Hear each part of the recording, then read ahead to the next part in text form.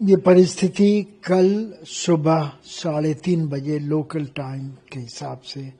Iran पर Israeli वायुसेना के हमले से संबंधित है और उस शुरुआत में 200 से ज़्यादा इजरायली वायुसेना के विमान, 100 से ज़्यादा ईरानियन जो लक्ष्य थे उनको उन पर हमला करने में सफल रहे। साथ ही ये भी रिपोर्ट आई हैं कि वे और इजराइल की और रक्षा और गुप्तचर संस्थाओं ने ईरान के 3 बड़े कमांडर्स की हत्या कर दी है और 6 न्यूक्लियाई वैज्ञानिकों पर भी मार दिया गया है।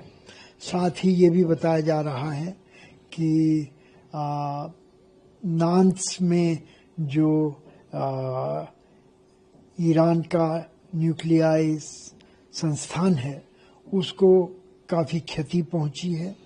और उसमें जो भूमि के ऊपर संस्थान था उसको नष्ट कर दिया गया है, लेकिन भूमि के नीचे जो संस्थान था उस पर अभी इजराइल का कोई हमला नहीं हुआ है। ईरान के पास और भी न्यूक्लियाई संस्थान हैं जिसको कि लगता है कि इजराइल जिनको ध्वस्त करने के लिए आमादा होगा और ये देखना होगा कि तीसरा दिन आज जब हो रहा है तो ये युद्ध किस तरफ जाता है। दूसरी ओर ईरान ने बदले की कार्रवाई में इजराइल के ऊपर अपने मिसाइलों से और ड्रोन से हमले किए हैं और इन हमलों में जैसा अभी टीवी में खबरें आ रही हैं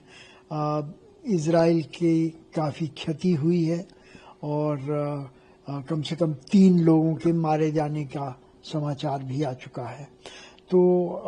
ये लगता है कि ये जैसे को तैसा की कार्रवाइयाँ जो शुरू हुई हैं ये आगे भी बढ़ सकती हैं और चिंता का ये विषय होगा कि ये युद्ध विस्तृत हो जाएगा और सिर्फ न्यूक्लियाई या सैनिक प्रतिष्ठानों या व्यक्तियों तक ही सीमित नहीं रहेगा और नागरिकों को भी इसका खामियाजा भुगतना पड़ेगा। दूसरा जो इसका परिणाम हो सकता है वो ये कि ईरान ने ये वायदा किया था कि वो अमेरिका के हितों को नहीं बख्शेगा क्योंकि अमेरिका इजराइल की मदद कर रहा है। अमेरिका ने ईरान को चेतावनी दी है कल संयुक्त राष्ट्र सुरक्षा परिषद में कि अगर ऐसा करेगा तो अमेरिका ईरान से काफ़ी बुरी तरह से सैनिक कार्रवाई करने में मजबूर हो जाएगा। और इसके साथ ही 2 पक्ष और आते हैं। एक तो खाड़ी के अरब देशों को लेकर के है जिनको कि इस संघर्ष में अंततोगत्वा शायद शरीक होना पड़े इस तरह से कि ईरान शायद उनके ऊपर दबाव बनाने की कोशिश करेगा। दूसरी ओर अगर तेल के दाम में जो वृद्धि हुई है 10% की पिछले इस युद्ध के कुछ घंटों में वो अगर जारी रखते रहती है तो विश्वव्यापी मंदी के आसार हो जाएंगे जिससे कि खाड़ी के देशों को खास तौर पर और तेल उत्पादकों को और निर्यातकों को आमतौर पर घाटे का सामना करना पड़ेगा। एक तरफ तो अमेरिकी विदेश मंत्री रूबियो कहते हैं तुरंत बाद इजरायली हमला शुरू होने के कि संयुक्त राज्य अमेरिका का इससे कोई लेना देना नहीं है, कोई सरोकार नहीं है और ना ही उन्होंने इसके बारे में कुछ जानकारी थी और ना ही उन्होंने इसकी कोई अनुमति दी है। इजराइल एक पक्षीय तरीके से काम कर रहा है और उन्होंने ये कहा कि संयुक्त राज्य अमेरिका के ऊपर अगर कोई हमला होता है, बदले की कार्रवाई की जाती है, तो वो ये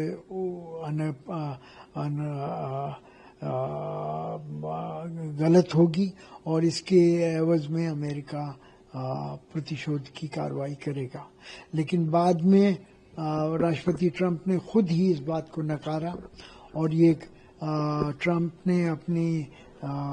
ट्वीट्स में या रॉयटर्स को दिए हुए इंटरव्यू में कहा कि वे उनके यूनाइटेड स्टेट्स को सब कुछ पता था और उन्होंने इजराइल के इस हमले की तारीफ की कि वे बड़ा सफल रहा और अमेरिकी शस्त्रों का सही इस्तेमाल किया गया। दूसरी ओर उन्होंने ये भी कहा ईरान को कि ईरान को चाहिए कि वो समझौता कर ले अमेरिका के साथ, जो कल वार्तालाप होने वाला है उसमें भाग ले। अगर नहीं लेगा और समझौता नहीं करेगा तो उसके पास कुछ भी समझौता करने लायक सामग्री नहीं। परमाणु संधि जिसकी आप बात कर रहे हैं वो JCPOA है, जो कि 2015 में 7 राष्ट्रों और ईरान के बीच में जो स्थापित हुई थी। अमेरिका ने इस संधि से अपने आप को हटा लिया था 3 साल बाद, और 2018 से जब ट्रंप साहब राष्ट्रपति थे तब से अमेरिका ने मैक्सिमम प्रेशर की पॉलिसी ईरान के विरुद्ध लगाई हुई है। तेल के निर्यात पर खासे प्रतिबंध हैं। विदेशी मुद्रा के लेकर के भी ईरान पर काफ़ी प्रतिबंध हैं और ईरानी अर्थव्यवस्था को एक बड़ा संकट इस पॉलिसी की वजह से हो गया है। तो ये पॉलिसी चल रही है और इसकी वजह से ही ईरान अमेरिका से बातचीत करने के लिए मजबूर हुआ ताकि जो प्रतिबंध है इनको हटाया जाए और एक तरह से नया समझौता JCPOA की बजाय पहुंचा जाए।